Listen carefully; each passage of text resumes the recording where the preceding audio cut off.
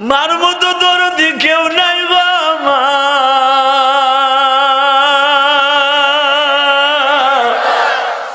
এই যে বড় বড় অফিসার হয় দেখো, পুলিশ ভাইরা বড় বড় এসআই হয়, বড় বড় ওসি হয়, দেখো এদের ব্যাকগ্রাউন্ড টান দিয়া দেখো অধিকাংশ গরিবের পোলা।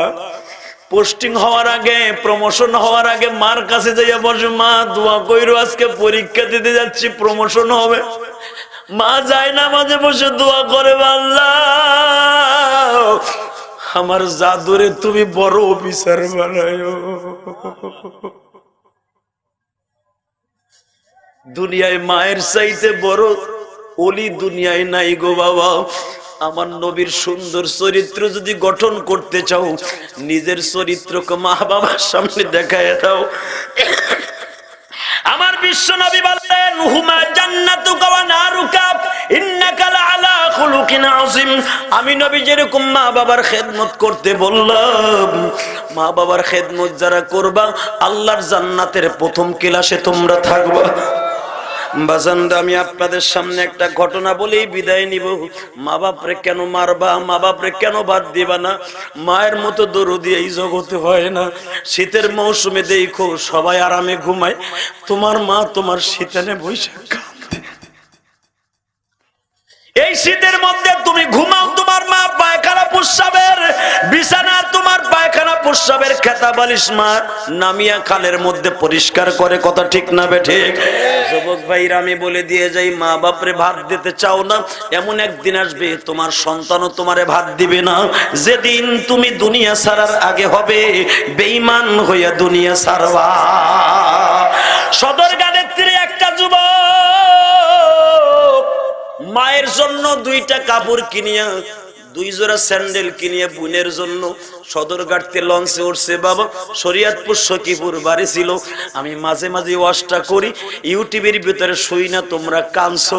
আজকে এখানে আসার পরে কয়েকটা যুবক পোড়াধার থেকে আসছে, তারা আমার কাছে রিকোয়েস্ট করছে, হুজুর আপনার এই ওয়াজ শুনে আমরা কানছি, আপনি একটু প্র্যাকটিক্যাল ওয়াজটা করবেন।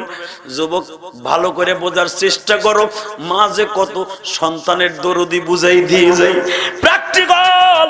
এই যুবকটা যখন মায়ের জন্য কাপড় কিনিয়ে স্যান্ডেল কিনিয়ে লঞ্চে উঠছে, আজ থেকে ৩-৪ বছর আগে চাঁদপুরের ঠোঁটায় একটা লঞ্চ ডুবছিল।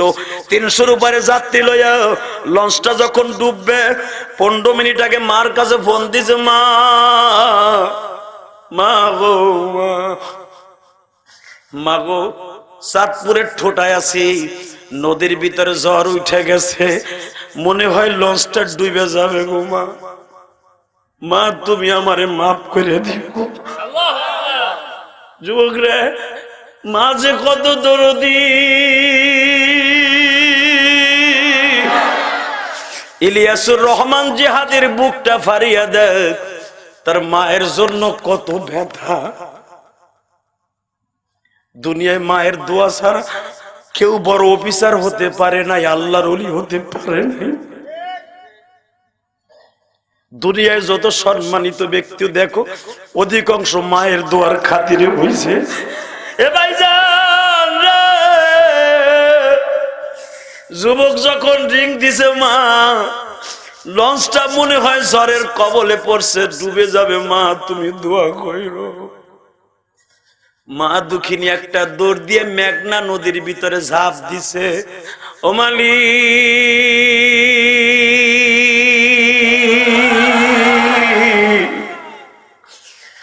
আমার জাদুর রিপন রে আমার কোলে ফিরে। তুমি যখন ঢাকায় চাকরি করে ট্রেনে উঠছো, শুনতে পাইছো আজকে ট্রাকের সাথে সংঘর্ষ করে ট্রেন উল্টে গেছে। তোমার মা জানছে তুমি ওই ট্রেনে আছো, ওই বাসে আছো, সবাই বাবা তোমার কানে খবর আসার আগে তোমার মা যাই না যায় গো, মা যাই না।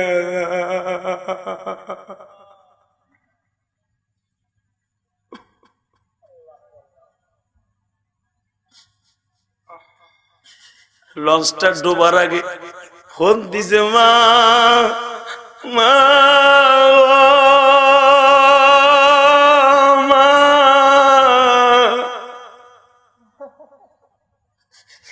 লঞ্চটা যদি ডুইবে যায় গো মা,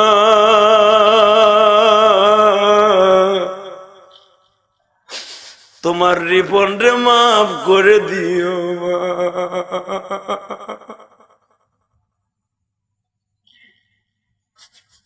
রিপনের মা মোবাইলটারে আছাড় দিয়ে ফেলাই দিয়া একটা দৌড় দিয়া চাঁদপুরের ঠোঁটায় সখীপুর যদি যেয়ে থাকেন আপনারা বুঝবেন, ফেরির থেকে লাফ দিয়া মানুষদেরকে বলে, একবার বলো আমার জাদু করলো।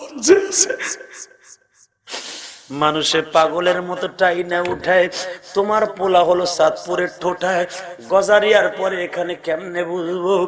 আরে ভাই, লঞ্চটা ডোবার 5 মিনিট আগে আবার ফোন দিতে, মা মা গো মা, ও মা, মা মা হয়তো এখনই ডুবে যাবে গো মা, মা যদি ডুবে যায় গো মা। উপরের মানুষগুলা নিচে যায় না, নিচের মানুষগুলা সাড়ে উপরে যাইতে দেয় না।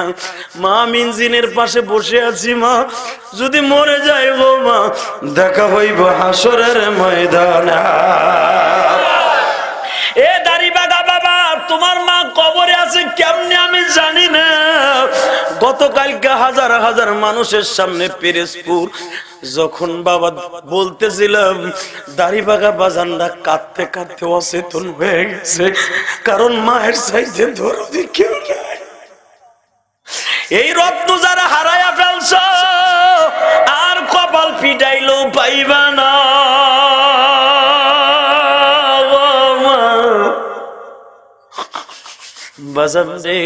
দুনিয়ায় একটা মাত্র চেহারা আছে, একবার তাকাইলে 10 লাখ টাকা দামের কবুল হজের সওয়াব হয়ে যায়। দুনিয়ায় একটা ঘর আছে, কাবা ঘরের দিকে তাকাইলে সওয়াব হয়। একটা মাত্র চেহারা আছে, মা বাবার চেহারা, একবার তাকাইলে চোখের জুতি বাইরে যায়। যারা মা বাবার দোয়া নিবা, এরা কোনোদিন নেশা করতে পারো না, এরা কোনোদিন নামাজ কামাই দিতে পারো না। যারা মা বাবার অভিশপ্ত সন্তান, তারাই আজকে নেশা করে বাবা, তারাই আজকে পথভ্রষ্ট হয়ে যায়। যুবক তোর পাও ধরছি, এখন কানবি ভাই কানবি। এই রিপনের লঞ্চটা যখন ডুবিয়া গেল,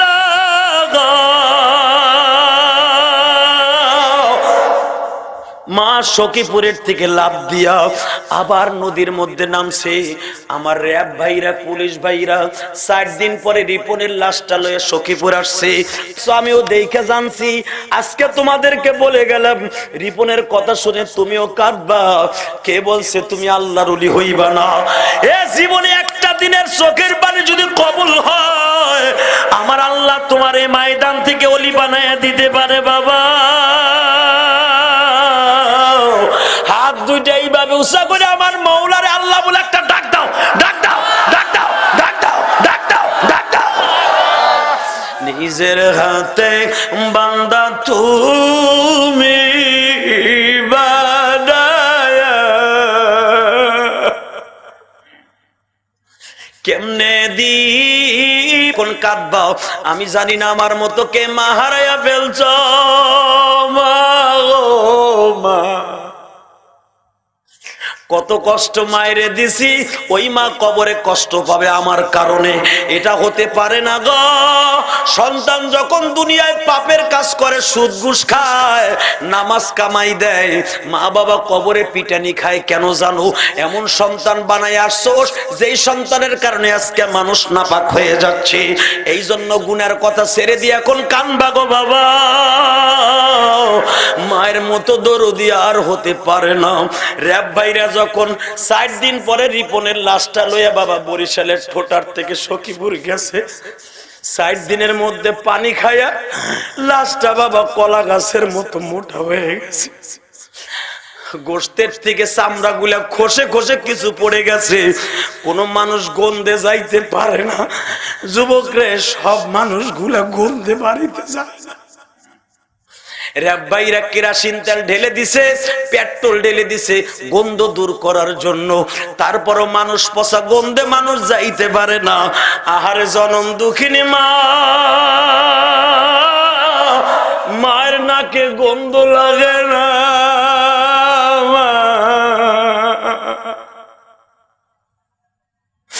পচা লাশটারে জড়ায় ধরে কামদার করি বন্ডে বাবা,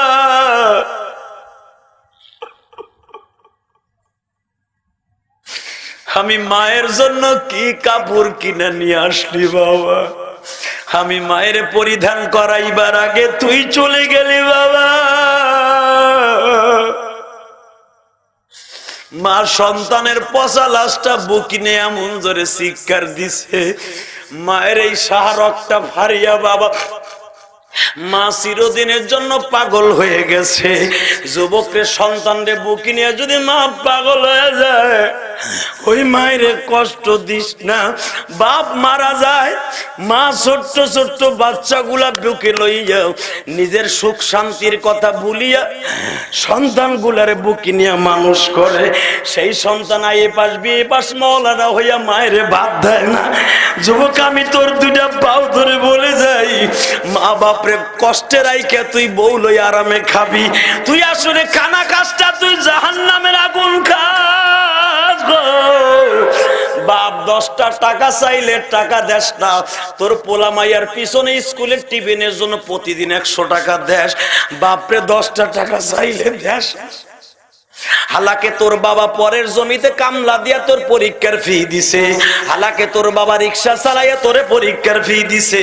যুবক তোর দুইটা পাও ধরে বলে যাই, মা বাপরে কষ্ট দিবি না, রাজি আসো না? নাই রাজি আসর ভাই, রাজি আসর। আমি শুধু একটা যুবককে চাইবো, জীবনে আর এলাকায় আসবো কিনা জানি না, কারণ বাবা একটা থানায় এখন একটা প্রোগ্রাম দেয়া কষ্ট। যুবক মাত্র 2 মিনিট একটা যুবক লাভ দিয়ে দাঁড়াবি, 2টা যুবক। তোর বাবা যদি এই মাঠে থাকে আমার দেখাই দিবি, কারণ আমি হজে যাই আমার বাবার পাও ধরে কাঁদছি। একটা যুবক লাভ দিয়ে দাঁড়ায় বলতো, হুজুর আমার বাপ এই মাঠে আছে, আমার বাপ এখন জড়াই ধরে আমি কাঁদবো। তোর বাপ যদি এখন মাফ করে দেয়, আমি বলে গেলাম এই গভীর রাত্রে 12:15 আল্লাহ তোরে আল্লাহর ওলি বানাই দিয়ে দুনিয়া থেকে নিতে পারে। ওঠ যুবক, ওঠ। কোন যুবক আসর? যুবক ওঠ। আমি বলছি যুবক ভাই, কোন কোন যুবক আসর? তোর বাপ এই মাঠে আছে, পাগলের মতো দৌড় দিয়া তোর বাপের কাছে মাপ চাবি। ওঠ তো যুবক, ওঠ তো। কোন যুবক আসর? তোর বাপ এই মাঠে আছে, তোর বাবার কাছে মাপ চাবি। ওঠ, ওঠ। আমি বলছি যুবক নাই এখানে, যুবক লাভ দিয়ে দাঁড়াই। ওঠ তো। কোন যুবক আসর? তোর বাপ এই মাঠে আছে, তোর বাবার পাও ধরে এই মাঠের ভিতরে মাপ চাই, আল্লাহর ওলির খাতায় নাম দিবি। ওঠ যুবক নাই এখানে, তোর বাপ এই মাঠে নাই, তোর বড় ভাই এই মাঠে নাই। ও দাড়ি পাকা বাবা, আপনার বড় ভাই এই মাঠে নাই। বড় ভাই যদি এই মাঠে থাকে, এক ভাই আর একবারে বুকিনে মাপসান তো বাবা, ওঠেন তো। এখানে কেউ নাই ভাই রে ভাই, বুকিনে মাপসাবেন, 2 ভাই একসাথে ওয়াজ শুনতে আসছেন, ওঠেন তো। যুবক ভাই নাই এখানে? এ যুবক ভাই, এ দাড়ি পাকা বাবা, আপনার ভাই এই মাঠে আছে, 2 ভাই বুকের সাথে বুক লাগাই আল্লাহর কাছে মাপ চাবেন। যদি 2 ভাইয়ের কান্না দেখে আল্লাহ মাফ করে দেবে আপনার মা বাবাকে। ওঠেন তো। যাদের মা বাবা আজকে নাই, ভাই এই ভাই মাঠে আছে, এক ভাই আর একবারে বুকে নিয়ে কানবা। ওঠো, ওঠো যুবক, আমি বলছি ওঠ, ওঠ। তোমরা দুজন কি হও? হ্যাঁ দেখো কেমনে কান্দে, ছোট ভাই বড় ভাই রে বুকে নিয়ে কান্দে। ওর যুবক ওঠ, দেখ বাবারে বুকে নিয়ে কান্দে। যুবক আমি দেখ, ওই যে দেখ যুবক তার বাবার বুকের মধ্যে বসে কান্দে। আমি বলছি যুবক এইভাবে তুই কাঁদ, চোখের পানির বিকল্প কিছু নাই। ওঠ, ওর যুবক ওঠ। আমি তোর 2টা পাও ধরছি। ও দাড়ি পাকা বাবা, তোমার ভাই এই মাঠে নাই, তোমার ভাই এই মাঠে নাই। এ যুবক তোর বাপ এই মাঠে নাই, তোর বাপ এই মাঠে নাই। আল্লাহ তুমি দেখো গো, যুবক তার বাবার পাও ধরে কান্দে, ভাই ভাই রে বুকে নিয়ে কান্দে। মালি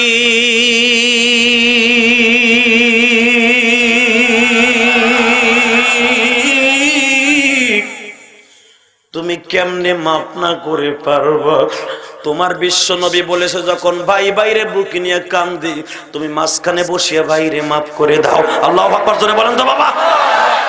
আর কেউ নাই এভাবে কাঁদতে পারবি না? দেখ 2 ভাই কেমনে কান্দে, দেখ। এই ওদের জীবনের কোন আমল কবুল হয়েছে আমি জানি না। বড় ভাই যখন ছোট ভাইরে মাফ করে দিবে, ওদের চোখের পানি এখনই মা বাবার কবরে চলে যাবে। এই যুবক আমি বলছি ওঠ, আমি তোর পাও দুটো ধরছি যুবক, ওঠ। এখন তোর বাবারে জোরে জড়াই ধরে কানবি, তোর বড় ভাইরে জড়াই ধরে কানবি, একসাথে খেলার মাঠে বন্ধুরে বন্ধু কষ্ট দিস, ওর বন্ধুরে বুকে নিয়ে কানবি। দেখো যুবক কেমনে জড়াই ধরে কান্দে, ভাই বাইরে বুকে নিয়ে কান্দে। আল্লাহ, ছোট ভাই সারা জীবন বড় ভাইয়ের কাছে ঋণী। আল্লাহ, আল্লাহ এদেরকে তুমি মাফ করে দাও। জোরে কোন আমিন, আরো জোরে কোন আমিন। এ দাড়ি পাকা বাবা, আমি জানি এ যুবক, তোরা যারা এখনো বাবার কাছে মাফ চাইলি না, তোর মতো বদমাশ এই মিরপুরে একটাও নাই, একটাও নাই বদমাশ। তোর চাইতে যেই যুবকটা বাবার জড়ায় ধরে কাঁদতেছে ওর ক্রেডিট কম না। এ দাড়ি পাকা বুড়া, তোমার চাইতে এই দুজনের ক্রেডিট কম না। যারা মাপ চাইলে না তোমার মতো হতবাগার হতে পারে না। নামাজ রোজা সব ঠিক আছে, কিন্তু তুমি মানুষের হক মাইরা কবরে গেছো, তোমার জন্য জান্নাত হারাম হারাম হারাম হারাম। অতএব আমি 30 সেকেন্ড টাইম দিলাম। রাসূল বলেছেন এক মুসলমান আর এক মুসলমানের বুকে নিয়ে মাফ চাইলে বলে আল্লাহ মাফ করে দিবে। 30 সেকেন্ড টাইম দিলাম। আপনার পাশে কে আছে দেখার বিষয় না।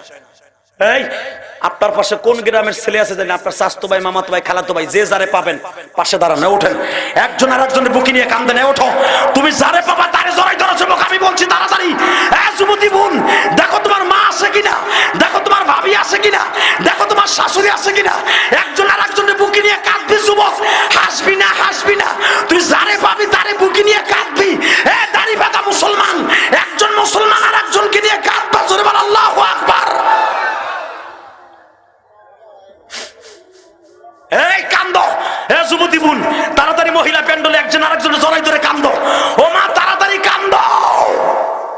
আল্লাহ তুমি মাফ করে দাও বান্দার। আল্লাহ দেখো কেমনে যুবকরা কান্দে, দেখো দেখো। আল্লাহ তোমার রাসূল বলছে এক মুমিনের বুবুক আর এক মুসলমানের সাথে লাগার সাথেই তাদের গুনাহ মাফ হয়ে যায়। আল্লাহ কবুল করে নাও, জোরে করে আমিন। বসে পড়েন। আমার নবী মা আয়েশাকে ডাক দিয়া বলে, আয়েশা রে, আয়েশা,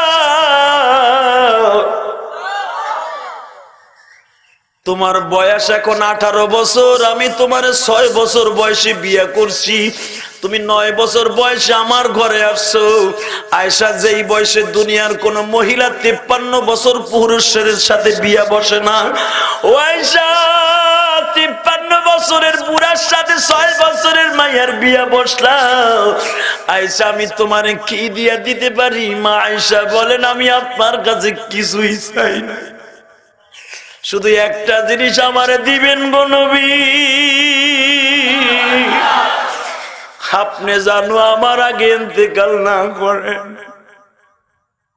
আল্লাহর একটু বুঝায় এখন, আপনি আমার আগে যেন মৃত্যুবরণ না করেন। আপনি মরে গেলে আমি বাঁচবো না। আমার নবী বলে, আয়েশা রে, এই কথা তুমি ফেরত নাও গো আয়েশা। দুনিয়ায় আসার সিরিয়াল আছে, যাবার সিরিয়াল নাই গো আয়েশা।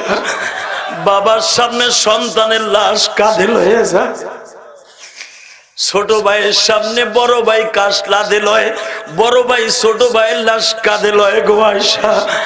আয়েশা, তুমি এই কথা আমার কাছে বইলো না, যদি আর কিছু চাওয়ার থাকে চাইয়া লও। আয়েশা বলে, হুজুর তলে একটা জিনিস আমারে দেন। আমি আয়েশা, এখন 18 বছর বয়স আমার, যদি আপনি আমারে চাইরা যান,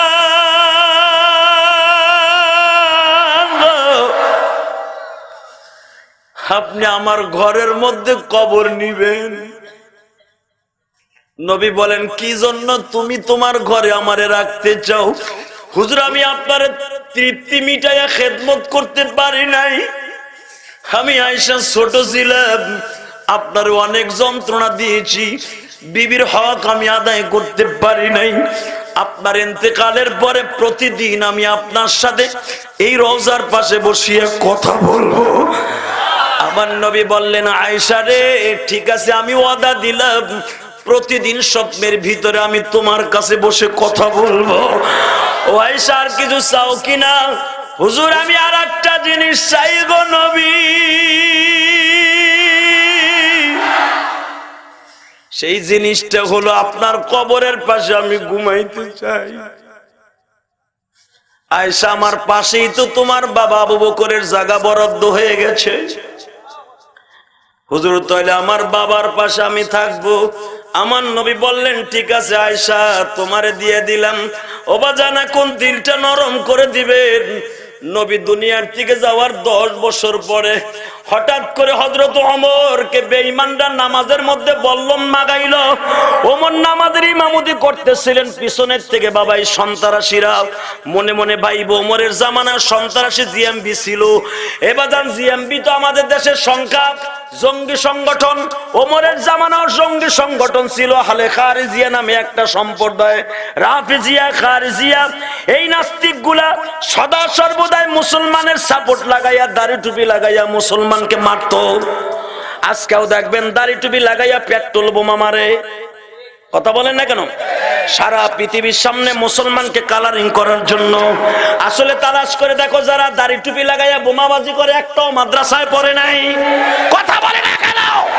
আজকে বাংলাদেশের আলেম উলামাকে দাড়ি টুপিদেরকে যারা আজকে ইহুদিদের সামনে জিএমবি সাজাবার জন্য যারা মুসলমানদেরকে এই রূপের বান্ধিত করেছে, আল্লাহর কাছে নালিশ দিবা, আল্লাহ তাদের এই জমিনে বিচার হক কে রাজি আছো? আল্লাহকে তুই হাত তুলে দেখায় দাও।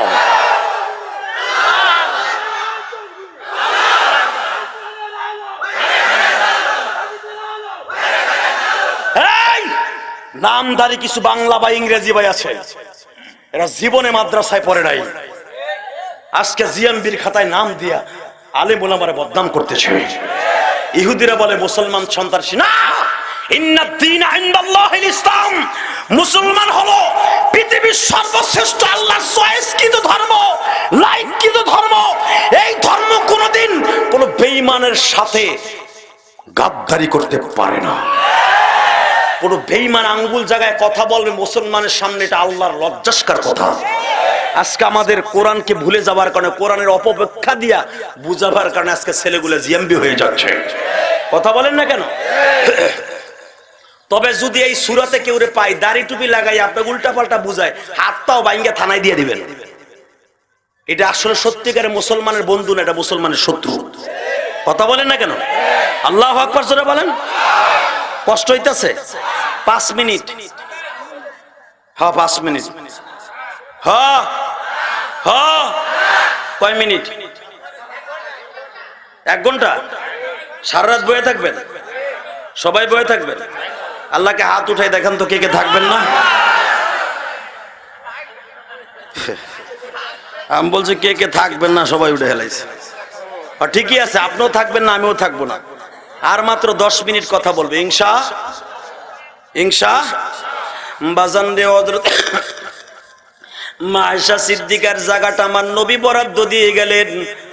এই খামোশ। মা আয়েশা সিদ্দিকা রাদিয়াল্লাহু তাআলা আনহার জায়গাটা আমার নবী বরাদ্দ করে দিয়ে গেছে। আয়েশা তুমি আমার পাশে ঘুমাইবা।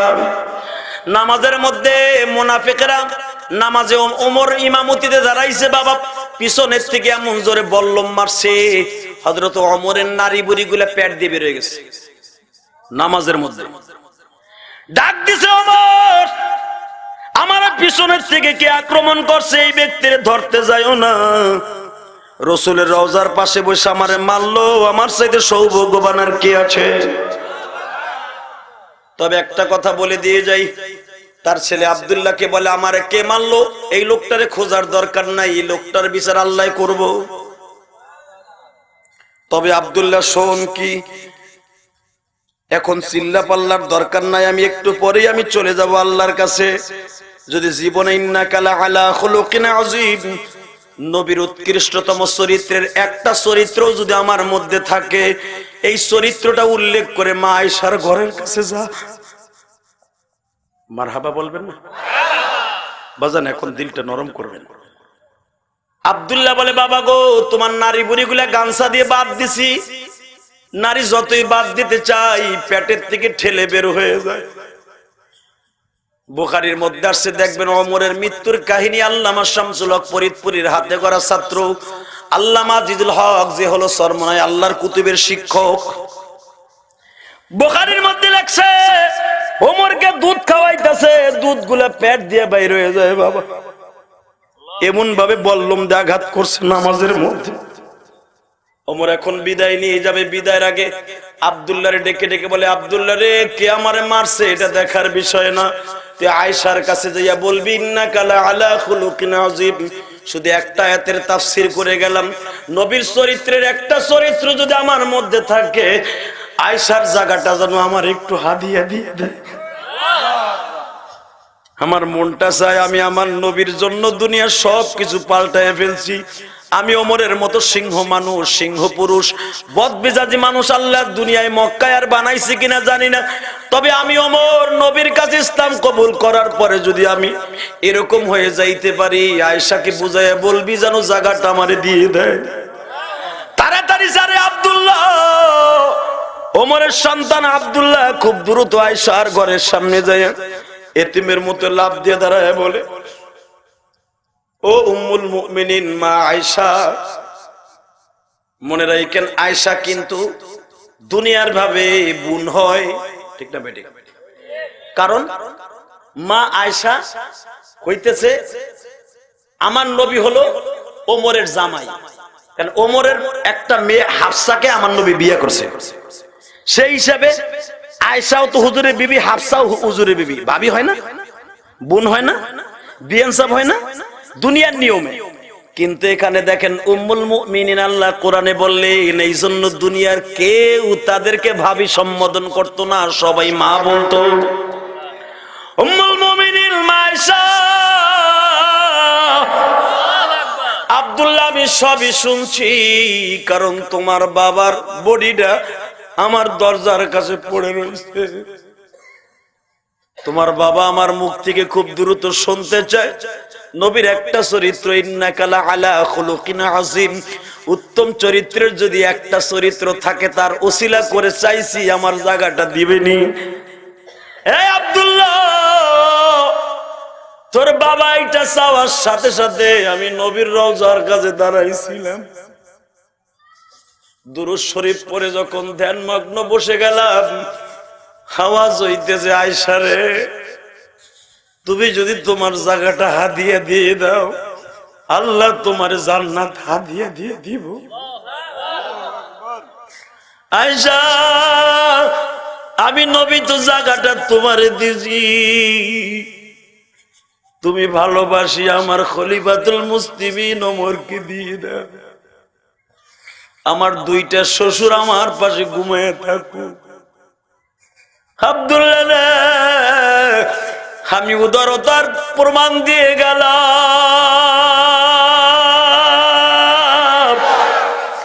নবীর উত্তম চরিত্র শুধু তোমার বাবার মধ্যে না, আমার মধ্যেও আছে। শুধু তোমার বাবার বিদায়ের আগে বলে দিয়ে যাও, তোমার বাবা যখন নবীর পায়ের কাছে ঘুমাবে, আমার নবীরে যেন বুঝাইয়া বলে, কারণ শহীদরা তো মরে না, ওয়ালা তাকুলু লিমান ইউকতালু ফি সাবিলিল্লাহি ইয়ামুত বাল আহইয়াউ ওয়ালাকিন লা তাশউরুন। আল্লাহ কোরআনে বলে শহীদরা মরে না, দেশ রক্ষার্থে যারা মুক্তিযোদ্ধা মারা যাবে, ঈমান লইয়া যদি মারা যায়, আমি আল্লাহর কাছে আজীবন তারা জীবিত। তোমার বাবাকে নামাজের মধ্যে শহীদ করলো, আমি আয়েশা জানি তোমার বাবা কবরে জীবিত থাকবে, যাইয়াই তো নবীর সাথে কথা বলবে। আমার নবীর কাছে যাইয়া বলতে বইল, আমি আয়েশা তোমার জায়গাটা দিয়ে দিছি, নবী আমার পরে খুশি কিনা। নবীর মন ছিল উদার, আমি আয়েশা নবীর একটা চরিত্রকে গঠন করিয়া ভালোবাসিয়া জায়গাটা দিয়ে দিলাম। এ বাজার, যখন ওমর ইবনে খাত্তাব শুনতে পাইলেন আয়েশা বলতাছে আমার জায়গাটা দিয়ে দিলাম হাদিয়া, ওমর আসমানের দিকে তাকায় বলে, আল্লাহ যে আমারে তার নিজের জায়গা দিয়ে দিল, আল্লাহ তুমি তার জান্নাতের উত্তম বালাখানা দান করে দিও। ভাইজান দেখুন, দিলটা নরম করে দিবেন। ওমরের চরিত্র কি ছিল, এখন নবীর চরিত্র হওয়ার কারণে কি হয়ে যায়, যখন ওমরকে কাফন পরাইয়া কবরের কাছে রেখে আসলো, এই তো বাজানরে আজকে হজ করে আসছি, গত মাসের 20 তারিখ আসছি, বাজানরে যদি 20 তারিখ হয়, আজকে 1 মাস 3 দিন হলো মক্কা মদিনার থেকে আসছি। এখনো পর্যন্ত 40 দিন পর্যন্ত হাজীদের দোয়া কবুল হয়। ও বাবা, 40 দিন শেষ হয় না, 1 মাস 3 দিন হয়েছে। আমি আপনাদেরকে নিয়ে মোনাজাতের আগে বলবো, আল্লাহ ধনী হোক গরিব হোক, একটাবার মক্কা মদিনায় লয়ে যাইবা। ও বাজান, আমি 3 দিন আগে আসরের নামাজ পড়িয়া নবীর রওজার থেকে বিদায় নিব গো বাবা। যারা হজ করছেন তাদের বুঝতে সুবিধা হইব।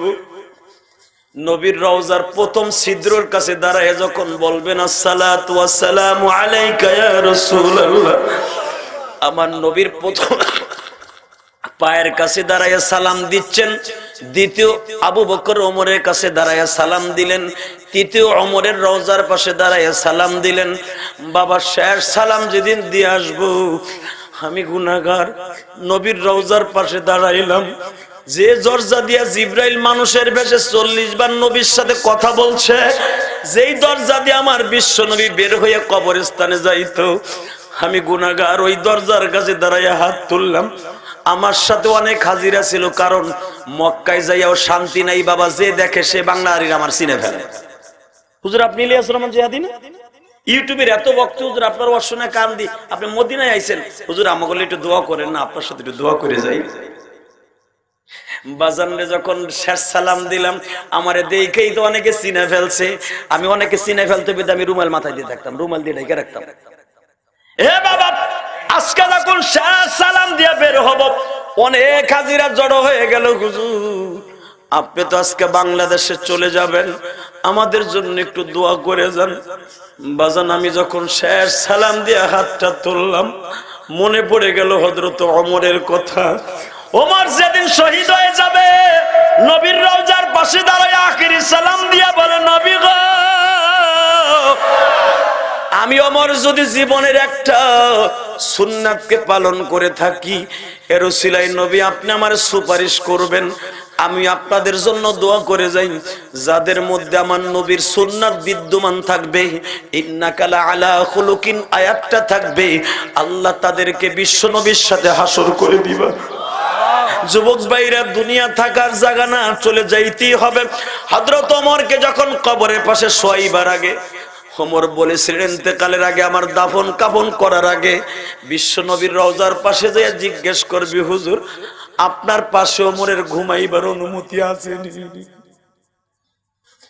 যদি আমার নবীর রওজা থেকে আওয়াজ আসে তাইলে আমার শোয়াবি, তা না হলে জান্নাতুল বাকি কবরস্থানে শোয়াই দিবি। যদিও আয়েশা আমার জায়গা দান করছে, বুঝবি নবীর চরিত্র আমার ভিতরে নবী সন্তুষ্ট ছিল না। অতএব নবী যদি আমার পরে সন্তুষ্ট থাকে, নবীর কবর থেকে আওয়াজ আসবে, এটা আমার বিশ্বাস। আপনাদের জানা আছে লম্বা চওড়া হাদিস, হযরত ওমরকে যখন দাফন করার আগে নবীর রওজার পাশে যাইয়া উসমান গনির মতো জলিল কদর সাহাবীরা সালাম দিলে নবী স্পষ্ট সালামের উত্তর দিতেন। কারণ এটা তো আপনার আমার কান্না, নবীর সালামের উত্তর শুনবো। সাহাবা একরামের মতো ওলি পৃথিবীতে আছে। যখন নবীর রওজার পাশে দাঁড়ায় জিজ্ঞেস করলেন, নবী গো, আপনার ওমর আপনার পাশে ঘুমাইতে চায়, পারমিশন আসেনি? রওজা থেকে আওয়াজ আসতেছে, ও সাহাবীরা, যে ওমর তার জীবনটাকে পাল্টায়া ফেললো কোরআনের পবিত্র জিনিস দিয়া, আমি নবীর সুন্নাত দিয়া, চরিত্র দিয়া যার জীবনটাকে গঠন করলো, আমি নবী তারে কেমনে বলে থাকি গো? আমার ওমরকে বলে দে আমার পাশে ঘুমাইতে কোনো দ্বিধাবোধ নাই। এ যুবক ভাইরা, কেন আয়াতের কথা বলে গেলাম? তোমার মধ্যে যদি নবীর চরিত্র থাকে, ওমর নবীর রওজার পাশে ঘুমাইয়া নবীর সাথে কথা বলে, তুমি যদি ওই মিরপুর থানায় ঘুমাও, যদি নবীর চরিত্র তোমার মধ্যে থাকে, নবীর সাথে এখানে বসেও রওজার সাথে কথা বলতে পারবা। যখন তোমারে দাফন পাড়াইয়া কবরে রেখে আসবে, বিসমিল্লাহি আলা মিল্লাতি রাসূলিল্লাহ, এই আয়াতটা যখন পড়ে আসবে, দোয়াটা পড়ে আসবে, 100% মনে রাখো, নবীর সূরাতে যদি তুমি থাকো, নবীর সাথে রওজার সাথে যোগাযোগ হয়ে যাবে। নবীর সূরাত গঠন করার নিয়ত আছে না নাই? জোরে বলেন না কেন? 1 নাম্বার নবীর চরিত্র ছিল, কোনদিন আমার নবী মা বাবার বিরুদ্ধে ওয়াজ করছে? জোরে কর, আরো জোরে, আরো জোরে করছে? তাহলে আজকের যুবক মা বাপরে ভাত দেয় না কেন? যুবক ভাই আমার সাথে ওয়াদা দিবি, কোনদিন মা বাপরে কষ্ট দিবি না? হাত দুইটা উঠে দেখাতো ভাই। দাড়ি পাকা বাবা, আপনাদের মা নাই আমি জানি, তারপরও হাত দুইটা আমার মওলারে দেখাই দেন। আল্লাহু আকবার জোরে বলেন তো দেখি, আল্লাহু আকবার জোরে বল। যুবক, আমি মুসাফির অবস্থায় ওয়াদা করে গেলাম, তুই যদি তোর মায়েরে ভালোবাসোস আমি তোরে থুইয়া জান্নাতে যাবো না। না মা, ওয়াদা দিলে তো সারা জীবন মা বাপরে ভালোবাসবা তো? আর 5টা মিনিট আমার দিকে তাকায় থাকেন, জমিনের মালিক কে? আল্লাহ। আরো জোরে বলেন আল্লাহ। তোমার নামাজ রোজা সব ঠিক আছে, তোমার মা বাবার বরদোয়া তোমার অ্যাকাউন্টে জমা আছে, আমি আল্লাহর কোরআনকে সাক্ষী রেখে বললাম,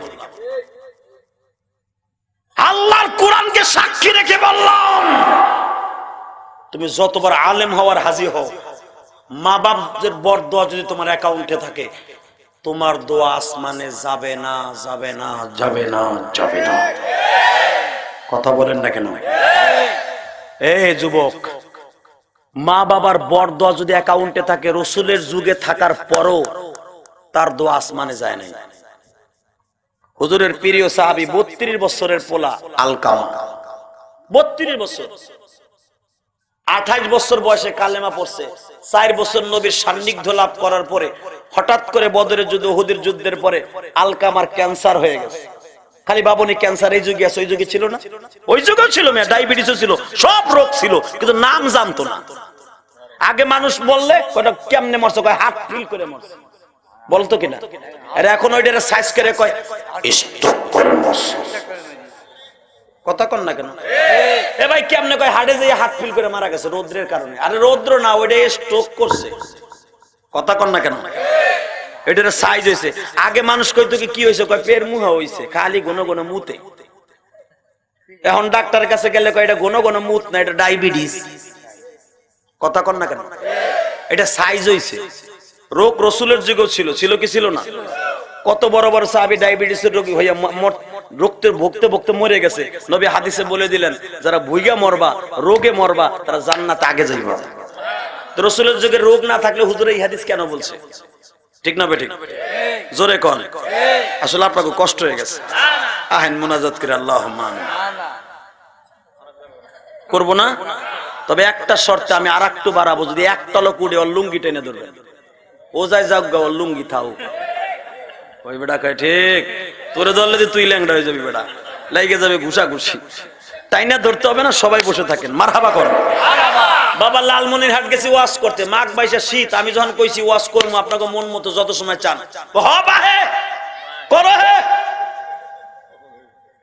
করতাছি, কইছি একটা শর্তে করবো।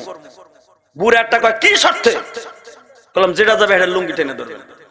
10 মিনিটও যাই না, মগারটা উঠছে। আরে গাঞ্জার নেশায় ধরছে না বিড়ির নেশায় ধরছে? কারণ বিড়ির নেশা তো খুব কড়া নেশা বাবা, বিড়ি খাওয়া তো সুন্নাহ। কথা কন না কেন? আমার নবী বিড়ি খাইছে? জোরে কন না কেন? গাঞ্জা খাইছে? এখন গাঞ্জা আমরা বিরুদ্ধে, গাঞ্জা গাঞ্জা কই দেখে, এখন এটা নাম পাল্টাই থুইছে সিদ্ধি। এটা খাইলো হয় বলে বুদ্ধি। নাউজুবিল্লাহ কইলেন না? গাঞ্জাখোর জান্নাতে যাবে?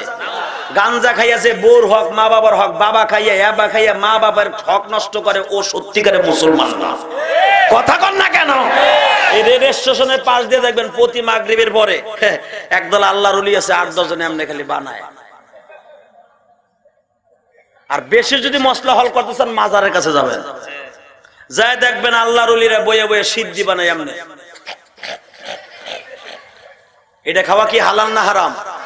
আল্লাহ যারা আসতে কবে হাগো গাল বেহা করে দিবা। বিড়ি খাওয়া হালাল না হারাম?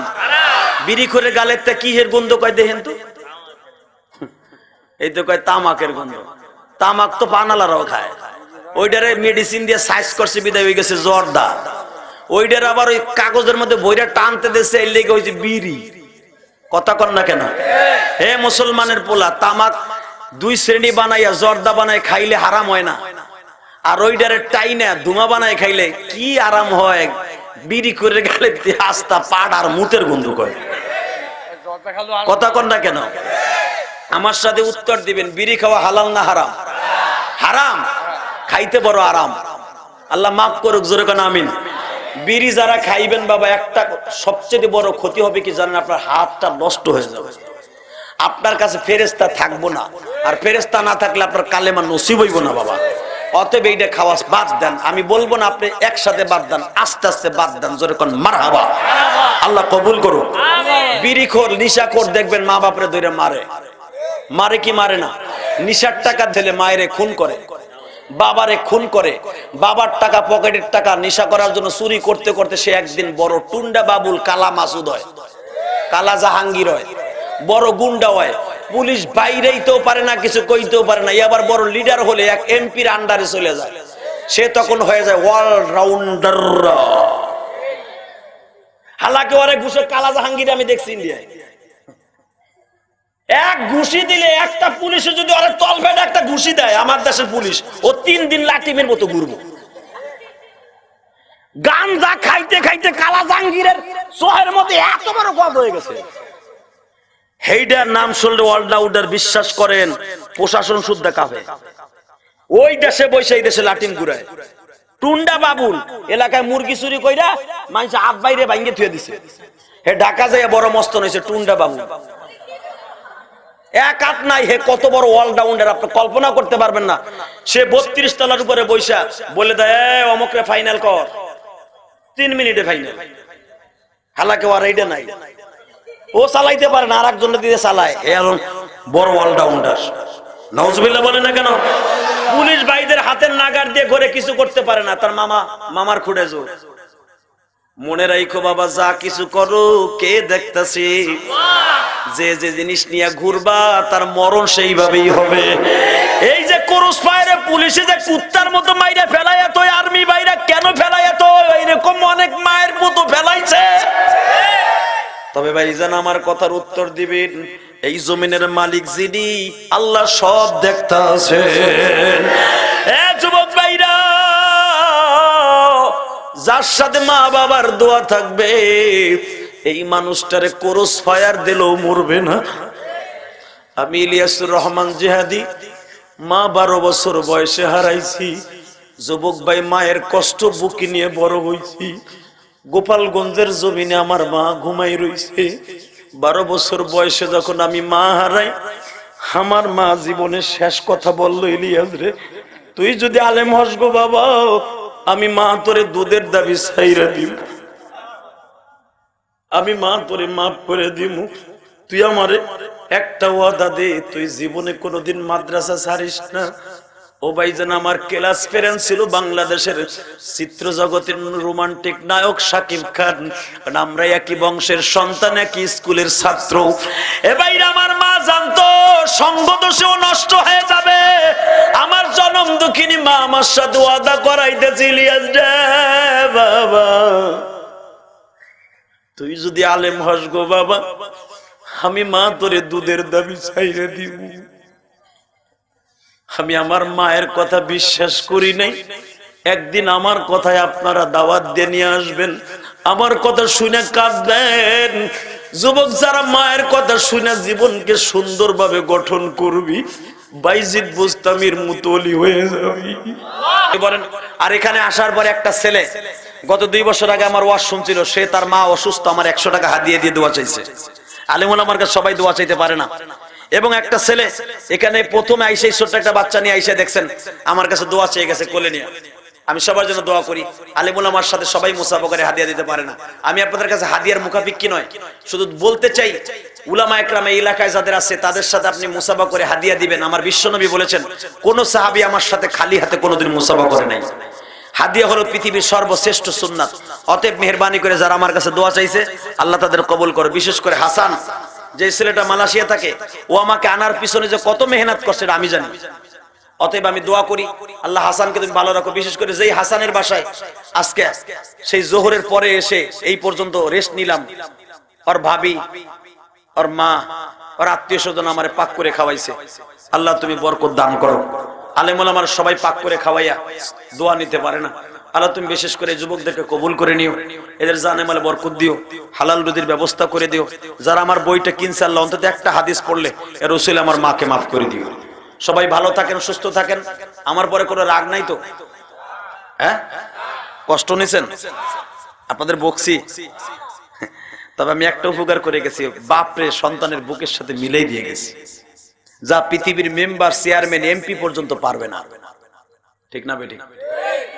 যেটা পুলিশও পারে না সেটা কোরআনের আগুন দিয়া দিলটারে গালাইয়া আপনাদেরকে মিলাই দিয়ে গেলাম। বেঁচে থাকলে হয়তো আবার দেখা হবে, মরে গেলে দেখা হবে হাসরের মাঠে। এবার আমি আসতে চাইছিলাম না, হ্যাঁ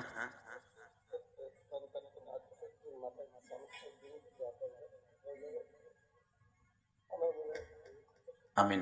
আল্লাহর এক বান্দা আমাকে হাদিয়া দিয়ে দোয়া চাই, তার সন্তান মাদ্রাসায় পড়ে, আল্লাহ তুমি তার সন্তানকে কবুল করো, আমার সাথে বড় আলেম বানাই দিও। জোরে কোন আমিন, জোরে কোন আমিন। আমি মাহফিলকে আল্লাহর কাছে রেখে গেলাম, আল্লাহ আগামীকালকে যিনি আসবেন ওনাকে সহি সালামতে ময়দানে পৌঁছাই দেব। আল্লাহ উনিও আমার চাইতে, যদিও আমার ছোট সিনিয়র জুনিয়র, কিন্তু আমাকে অনেক ভালোবাসে। শহীদুল ইসলাম সাহেব, ও আমাকে উস্তাদ বলে, ফেসবুকের সাথে ওর সাথে আমার অ্যাড আছে। ও খুব ভালো বয়ান করে, শুনলেই বুঝতে পারবেন। একটা সরমনে আল্লাহর কুতুবের মুরিদ, দ্বিতীয় নম্বরে খুব আমলি কথা বলে। ও আমাকে অনেক ভালোবাসে, সেই হিসেবে দাওয়াত দিয়ে গেলাম। আগামীকালকে ইনশাল্লাহ কেউ বাসায় থাকবেন না, 1-10 জন নিয়ে আসবেন ইনশাল্লাহ। রাজি আছেন তো? আল্লাহ আপনাদের সবাইকে ভালো রাখুক, সুস্থ রাখুক। আসলে এই কমিটি আমার লাস্টের দিক চাইছিল, কিন্তু আমি তো লাস্টের দিকে ভাইজান আমার খালি নাই, আগেই বুক হয়ে গেছে। তো যাই হোক, যেভাবে যেদিন আসছে আপনারা যেভাবে আসছেন, অনেক দূর দূরান্ত থেকে আমার যুবক ভাইরা আসছে, অনেক যুবক আমার হাদিয়া দিয়ে দোয়া চাইছে। সবার জন্য দোয়া করি, বিশেষ করে এই ছেলেটা আমি এখানে আসার পরে অনেক খেদমত আমার করছে। আল্লাহর একটা চাকরির ব্যবস্থা করে দাও, আল্লাহ ওর মনের আশা পুরা করে দাও। অনেক কষ্ট করে লেখাপড়া করছে, যদি এখন ভালো চাকরি না পায় কেমনে তোমার খেদমত করবে? পকেটে পয়সা না থাকলে তার কোনো কিছু ঠিক থাকে না। অতএব দোয়া করি আল্লাহর একটা ভালো চাকরির ব্যবস্থা করে দাও। এর ওরা যদি চাকরি পায়, ভালো চাকরি করে, 100% ওরা দিনের রাস্তায় খরচ করবে। এই যে হাসান মালয়েশিয়ার থেকে দেখেন এত কষ্টের টাকা পাঠিয়ে দেয়, কত কষ্ট করে যে পয়সা কামায় এটা আমি সচক্ষে দেখে আসছি। এই হাসান যে কত কষ্ট করে মালয়েশিয়া পয়সা কামায় এটা আমি সচক্ষে দেখে আসছি। সেই ফজরের উঠে যায় আর সে কত রাত হলে আসে ওভারটাইম করে, এই কষ্টের পয়সাগুলো দিয়ে মাহফিল চালায়। আল্লাহ সবাইরে ভালো রাখো, সুস্থ রাখো। আসেন আমরা একসাথে মুসাফা করে বিদায় নেব ইনশাআল্লাহ। সবাই ভালো থাকেন, সুস্থ থাকেন, এই আশা ব্যক্ত করে বিদায়ের মাধ্যমে। আর আমার এই ওয়াজটা কিন্তু আজকে ভিডিও হয়েছে। যে মিডিয়া, এই যে আপনারা আমার ওয়াজ ইউটিউবে শুনেন, যেই মিডিয়া আমার ওয়াজ ছাড়ে তার ভিতরে একটা মিডিয়া আসছে, মোহাম্মদিয়া মিডিয়া। এ কিন্তু আমার জুমার মসজিদের বয়ানগুলোও ছাড়ে, আলহামদুলিল্লাহ বলেন। বাংলাদেশের কোন বক্তার মসজিদে জুমার নামাজের রক্ত 8টা-10টা মিডিয়া যায় না, আমার মসজিদে যায়। তার ভিতরে মোহাম্মদিয়া একটা। ইনশাআল্লাহ মিডিয়া আপনাদের এই ওয়াজ ধারণ করছে। আপনি মোহাম্মদিয়া দিয়ে ইউটিউবে সার্চ দিলে এই ওয়াজটা আজকে পেয়ে যাবেন। আপনি দেখবেন কান্তাছেন, কে কারে জড়াই ধরে কাঁদছেন, সব মিডিয়া ক্যামেরার মধ্যে রয়ে গেছে। আপনি মারা যাবেন, কিয়ামত পর্যন্ত এই ওয়াজ দুনিয়ায় থাকবে। এই দুনিয়ায় বঙ্গবন্ধু চলে গেছে, প্রেসিডেন্ট জিয়াউর রহমান চলে গেছে, তাদের ভাষণ এখন আছে না নাই? দুনিয়া যদি মেকানাইজেশন করে এগুলো রাখা যাইতে পারে, তা আপনার চোখের পানি এটা ইউটিউবে থাকবে না? আপনি মরে গেলেও এটা থাকবে ইনশাআল্লাহ। বাজে কোনো জিনিস না দেখে ওয়াজ দেখো।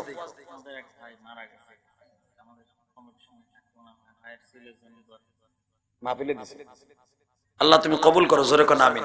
একটা ছেলে 100 টাকা দিয়া তার ভাইয়ের জন্য দোয়া চাইছে, আল্লাহ তুমি সবাইরে মাফ করো।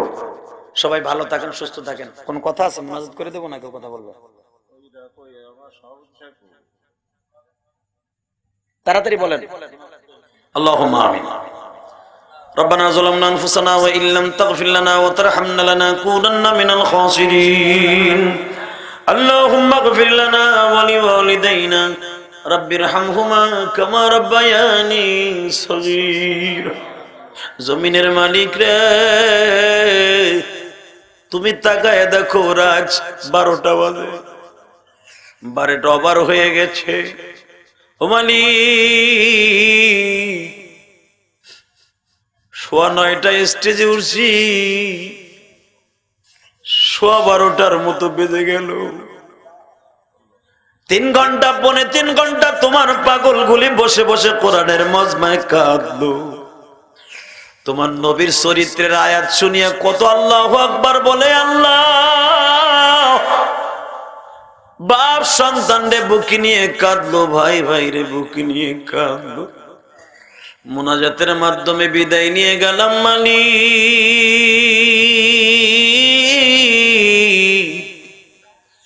আমার প্রশাসনের ভাইরাই 3 ঘন্টা পর্যন্ত বসে রইল।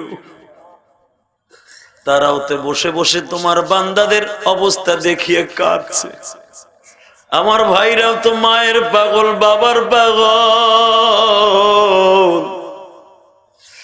যদিও সরকারি পোশাক পরছে, একদিন তারাও তো সাদা কাপড় পরে কবরে চলে যাবে। দুনিয়ায় যে যে রঙের পোশাক পরি, মুসলমান হলে একটা পোশাক লইয়াই চিরতরে ঘুমাইয়া থাও।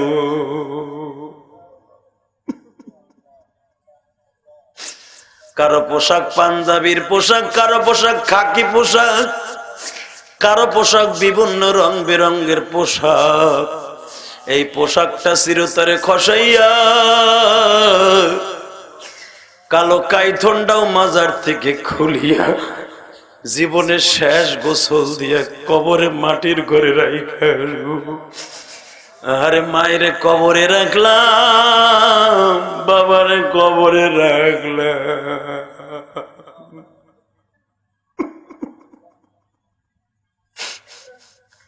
রব্বুল আলামিন তুমি তাকায়া দেখা,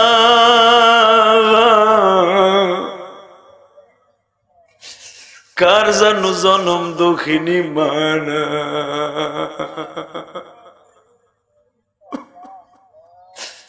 আমার মতো কে জানো মা বলে ডাকতে পারে না। মালিক,